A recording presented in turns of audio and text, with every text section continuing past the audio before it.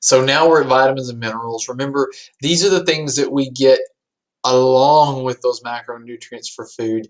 Vitamins, again, I've said this earlier in our first video here, but vitamins are the organic value that plants and animals have that we eat. And so as we consume different plants, different animals, then we're going to get those vitamins from them. Minerals are a little bit different. You see, minerals are consumed by those plants, by those animals, and then they break them down and then they can go in. So they're inorganic, but they also can get those from sunlight, right? So plants get sunlight, they bring in those minerals, and then when we consume them, that's where we get them. So vitamins and minerals, crazy way to get them through food, right? So that's kind of an interesting thing that I had to throw in there.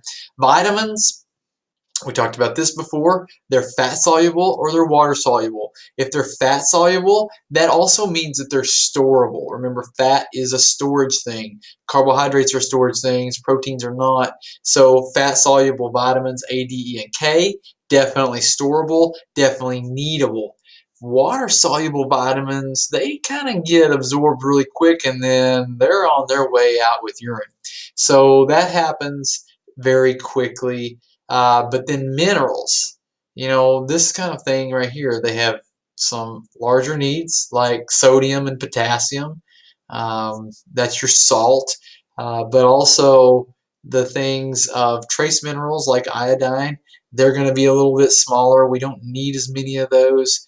But both, and this is the central truth on this, both highly important to functions from vision to your blood pressure to urination, all the way to your energy usage, bone growth. All these things very critically need vitamins and minerals. And we can get most of these from our intake. We really can, especially if you have a good diverse diet. But inevitably, there's probably going to be a deficiency. And if there's a deficiency, you're going to need supplementation. I'm not going to make a recommendation on a general vitamin to take other than to say this.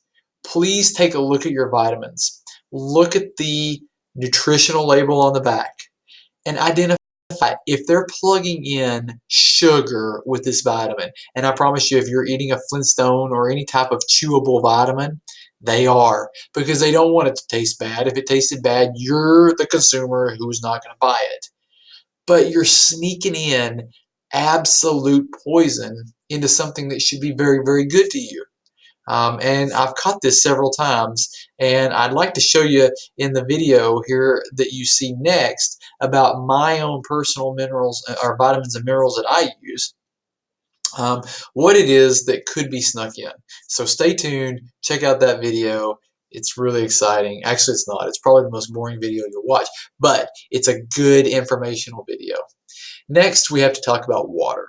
Water is incredibly important. Again, you're going to see a video that supplements into this same module right here. It's kind of a corny video about some people and they're drinking water for 30 days and how awesome they feel. But I really want you to kind of watch that and understand these are very similar situations that I deal with when I'm trying to encourage people to do anything better for their personal health. And you see just how profound it is and how they get excited because like they look better, they feel better, they're doing things that they normally weren't doing. But anyways, watch the video and check that out and let me know what you think. Water, 2.7 liters for women, 3.7 liters for men. But you know what? I would tell you, you're not bound by that. Don't think that you only need that many liters. And by the way, that's a far stretch from that 8 glasses of 8 ounces of water a day, isn't it? Right? So that comes from the National Academy of Medicine recommendations, and they also say let thirst dictate your intake.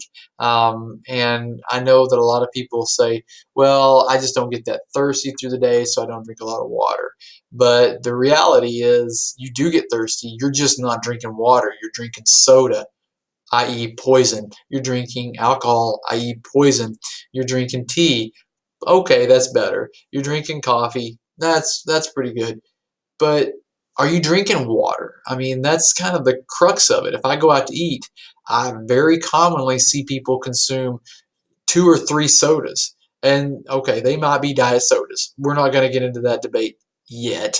But the concept of thinking that you're drinking water when you drink soda is really bad. So please catch in on that video as well.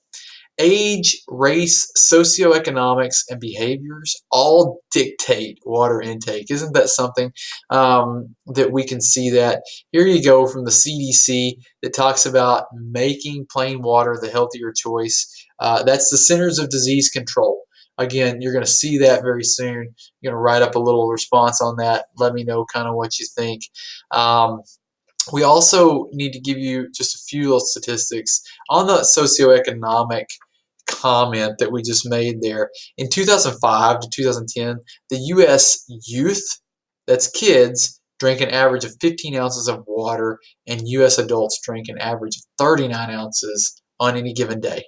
Well, listen, I hate to tell you this, but you can probably get 15 ounces if you spend, 10 seconds at a water fountain.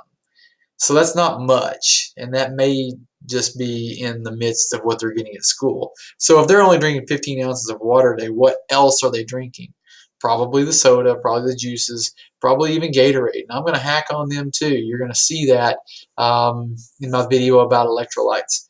Among U.S. youth, plain water intake is lower in children, in younger children who are non-Hispanic, Black, and Mexican American. And then we look at among U.S. adults, plain water intake is lower in older adults, lower income adults, and those with lower education, which is a striking contrast. That means that plain water is not being consumed by older adults and lower income adults and those with lower education.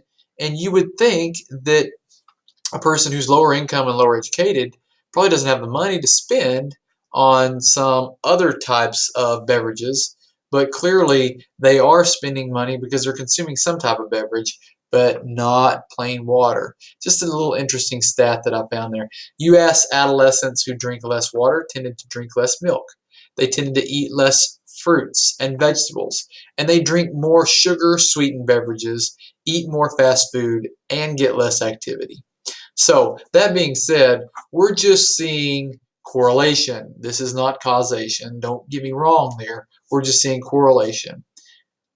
Maybe you drink more water and you feel better and you choose not to have the sugar beverages, the fast food, and the physical activity gets better because you know you're doing something, one thing that's better. Again, I want to tell in this talk by saying this.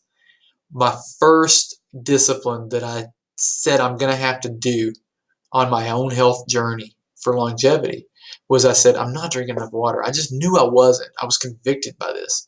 And so I bought a bottle. The bottle is very similar in size to this one, and it stays at my home. And every morning, as soon as I get out of bed, I visit the bathroom really quick, because that's what you do first out of bed. But as soon as that's over, I go in and I fill up my bottle and I consume that entire bottle of water right out of bed. That's a discipline that has paid off for me because number one, I know I'm starting my day hydrated. I'm giving myself an internal bath to start. And then at the same time, I'm starting my coffee water. And so I know I'm going to drink coffee. And many times I'll try to consume one more of those bottles before I head out the door for work, which is even better because now I'm at a liter to a liter and a half of water before I even start my day. And I promise you, it has changed everything for me. That is the single best discipline that I've started nutritionally since I've started disciplines. And again, discipline equals freedom. We talked about that in Module 1. What disciplines have you created? I hope you've been able to enjoy some of these. I hope you enjoy the videos that are attached to this. And I can't wait to hear your feedback. See you soon.